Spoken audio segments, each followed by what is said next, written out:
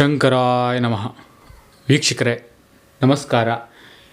ವೀಕ್ಷಕರೇ, ಇವತ್ತಿನ ಈ ಒಂದು ಸಂಚಿಕೆಯಲ್ಲಿ ನಾನು ನಿಮಗೆ ಮಹಾಕಾಳಿ ಶಕ್ತಿಯ ವಶೀಕರಣವನ್ನು ಮಾಡೋದು ಹೇಗಂತ ತಿಳಿಸ್ಕೊಡ್ತಾ ಇದ್ದೀನಿ.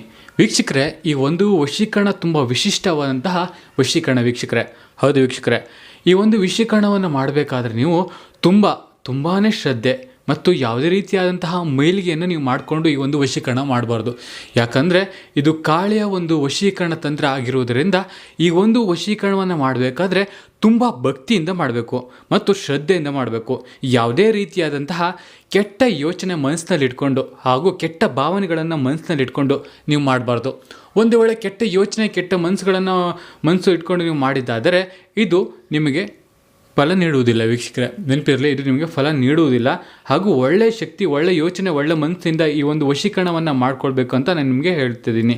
ಹಾಗೂ ಈ ಒಂದು ವಶೀಕರಣವನ್ನು ನೀವು ಇಷ್ಟಪಡುವಂತಹ ಯಾವುದೇ ವ್ಯಕ್ತಿಗಳಾಗಿರ್ಬೋದು, ಸ್ತ್ರೀ ಆಗಿರ್ಬೋದು, ಪುರುಷರಾಗಿರ್ಬೋದು, ಯಾರೇ ಆಗಿರ್ಬೋದು, ನಿಮ್ಮನ್ನು ಬಿಟ್ಟು ದೂರ ಹೋಗಿರ್ತಾರಲ್ಲ ಅಂಥವರನ್ನು ಪುನಃ ನಿಮ್ಮ ಬಳಿ ಸೆಳೆಯಲು ಈ ಒಂದು ವಶೀಕರಣ ತಂತ್ರವನ್ನು ಮಾಡೋದು ವೀಕ್ಷಕರೇ. ಹಾಗಾದರೆ ಈ ಒಂದು ತಂತ್ರವನ್ನು ಮಾಡೋದು ಹೇಗಂತ ಈ ಒಂದು ವಿಡಿಯೋದಲ್ಲಿ ಸಂಪೂರ್ಣವಾಗಿ ತಿಳಿಸ್ಕೊಡ್ತಾ ಇದ್ದೀನಿ. ಯಾವುದೇ ಕಾರಣಕ್ಕೂ ವೀಕ್ಷಕರೇ ಈ ಒಂದು ವಿಡಿಯೋವನ್ನು ಕೆಟ್ಟದಕ್ಕೆ ಮಾತ್ರ ಉಪಯೋಗಿಸಬೇಡಿ. ಹಾಗಾದರೆ ಬನ್ನಿ, ಈ ಒಂದು ಯಂತ್ರವನ್ನು ಮಾಡೋಕ್ಕೆ ಬೇಕಾಗುವಂತಹ ವಸ್ತುಗಳು ಏನೇನು ಅಂದರೆ, ಮೊದಲನೇದಾಗಿ ಒಂದು ಲಿಂಬೆ, ಆಮೇಲೆ ಒಂದು ಮಾರ್ಕರ್ ಬೇಕು ವೀಕ್ಷಕರೇ, ನಂತರ ಕುಂಕುಮ ಬೇಕು, ಆಮೇಲೆ ಒಂದು ದೀಪ ವೀಕ್ಷಕರೇ. ಈ ಇಷ್ಟು ವಸ್ತುಗಳು ಬೇಕಾಗ್ತದೆ. ಹಾಗಾದರೆ ಇದನ್ನು ಮಾಡೋದು ಹೇಗಂತ ನೋಡೋಣ ಬನ್ನಿ. ಮೊದಲನೇದಾಗಿ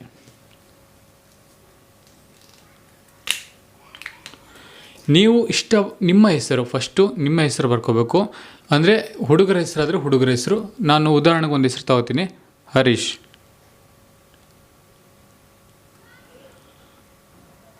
ಇಲ್ಲಿ ಸ್ತ್ರೀ ಹೆಸರು ಪ್ಲಸ್ ಬರೆದುಬಿಟ್ಟು ಸ್ತ್ರೀ ಹೆಸರು.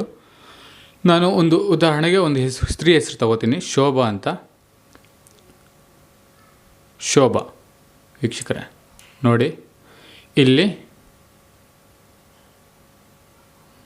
ಮಮ ವಶಂ ವೀಕ್ಷಕರೇ, ಕಾಣಿಸ್ತಿದ್ಯಾ?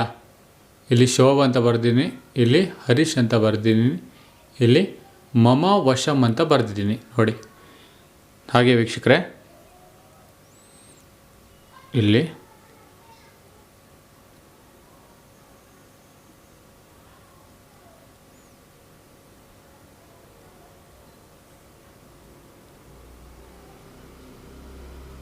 ಒಂದು ಸ್ವಸ್ತಿಕ್,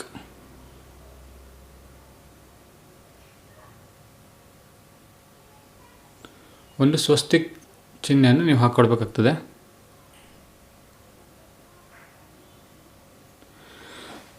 ಲಿಂಬೆಯ ಮಧ್ಯದಲ್ಲಿ ಸ್ವಸ್ತಿಕ್ ಚಿಹ್ನೆಗಳನ್ನು ನೀವು ಹಾಕ್ಕೋಬೇಕಾಗ್ತದೆ ವೀಕ್ಷಕರೇ. ನೆನಪಿರಲಿ, ಸ್ವಸ್ತಿಕ್ ಚಿಹ್ನೆಗಳನ್ನು ನೀವು ಹಾಕ್ಕೋಬೇಕಾಗ್ತದೆ. ಹೀಗೆ ಹಾಕ್ಕೊಂಡಿದ್ದ ನಂತರ ಇದನ್ನು 4 ಭಾಗವನ್ನು ಮಾಡಬೇಕು.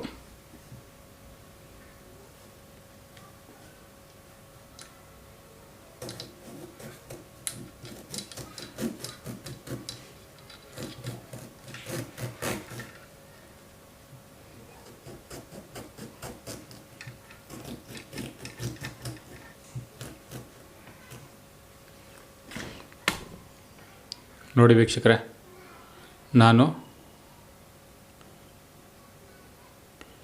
4 ಭಾಗವನ್ನು ಮಾಡ್ಕೊಂಡಿದ್ದೀನಿ.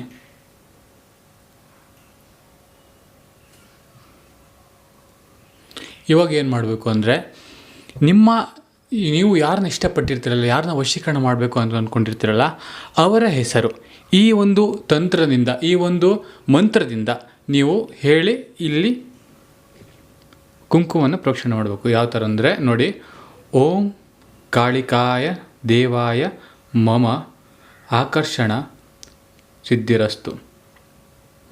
ಓಂ ಕಾಳಿಕಾದೇವಿ ಮಮ ಆಕರ್ಷಣಾಯ ಸಿದ್ಧಿರಸ್ತು ಅಂತ ಹೇಳಿ ಈ ಥರ ನೀವು 21 ಬಾರಿ ನೀವು ಪಠಣೆಯನ್ನು ಮಾಡ್ಕೋಬೇಕು. ಪಠಣೆಯನ್ನು ಮಾಡ್ಕೊಂಡಿದ್ದ ನಂತರ ಇದನ್ನು ನೀವು ಸೀದಾ ತೆಗೆದುಕೊಂಡು ಹೋಗಿ ದೇವರ ಕೋಣೆಯ ಮುಂದೆ, ಅಂದರೆ ದೇವರ ಕೋಣೆ ಸೈಡಲ್ಲಿ ಎಲ್ಲಾದರೂ ಈ ಒಂದು ಲಿಂಬುವನ್ನು ಒಂದು ಅರಿಶಿಣದ ಬಟ್ಟೆಯಲ್ಲಿ ಕಟ್ಟಿ ನೀವು ಒಂದು ದಿನ ಇಡಬೇಕು. ಒಂದು ದಿನ ಇಟ್ಟಿದ ನಂತರ ಮಾರನೇ ದಿನ ಇದನ್ನು ಪುನಃ ತೆಗೆದುಕೊಂಡು ಬಂದು ಇದೇ ರೀತಿಯಾಗಿ ಬಿಚ್ಚಿ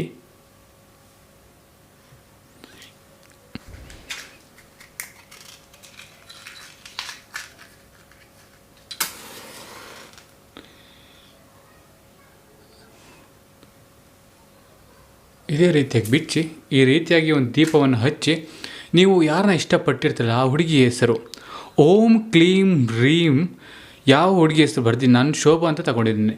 ಓಂ ಕ್ಲೀಂ ರೀಂ ಶೋಭಾ ವಶಂ ಸ್ವಾಹ, ಓಂ ಕ್ಲೀಂ ಲೀಂ ಶೋಭಾ ವಶಂ ಸ್ವಾಹ ಅಂತ ನೀವು 21 ಬಾರಿ ಪುನಃ ಪಠಣೆ ಮಾಡಿ ನಂತರ ಈ ಲಿಂಬೆ ಹಣ್ಣನ್ನು ತೆಗೆದುಕೊಂಡು ಹೋಗಿ 3 ದಾರಿ ಸೇರುವಂಥ ಜಾಗದಲ್ಲಿ ನೀವು ಇದನ್ನು ಇಟ್ಬಿಟ್ಟು ಅಥವಾ ಎಸ್ಬಿಟ್ಟು ಬರಬೇಕಾಗ್ತದೆ. ಬರುವಾಗ ನೀವು ಯಾವುದೇ ಕಾರಣಕ್ಕೂ ಹಿಂತಿರುಗಿ ನೋಡಿ ಬರಬಾರ್ದು ವೀಕ್ಷಕರೇ. ಸೀದಾ ಮನೆಗೆ ಬಂದು ಕೈ ಕಾಲನ್ನು ತೊಳೆದುಕೊಂಡು ನೀವು ದಿನನಿತ್ಯದೇನು ಕೆಲಸ ಇರುತ್ತೆ ಮಾಡಿಕೊಳ್ಳಿ. ಇದು ಮಾಡಿದ ನಂತರ ನೀವು ಕೇವಲ 3 ದಿನದಲ್ಲಿ ನೀವು ರಿಸಲ್ಟ್ ನೋಡಿ. ನಾನು ಹೇಳಲ್ಲ, ನೀವು ರಿಸಲ್ಟ್ ನೋಡಿ ಆಮೇಲೆ ನಮಗೆ ಹೇಳ್ತೀರಾ ಗುರುಗಳೇ ನಿಮ್ಮಿಂದ ತುಂಬ ಹೆಲ್ಪ್ ಆಗಿದೆ ಅಂತ. ಒಂದು ವೇಳೆ ಈ ಒಂದು ಕಾರ್ಯ ನಿಮ್ಮಲ್ಲಿ ಮಾಡಲು ಸಾಧ್ಯವಾಗ್ತಿಲ್ಲ ಅಂತ ಹೇಳಿದ್ರೆ ಚಿಂತೆ ಪಡೋ ಅಗತ್ಯ ಇಲ್ಲ.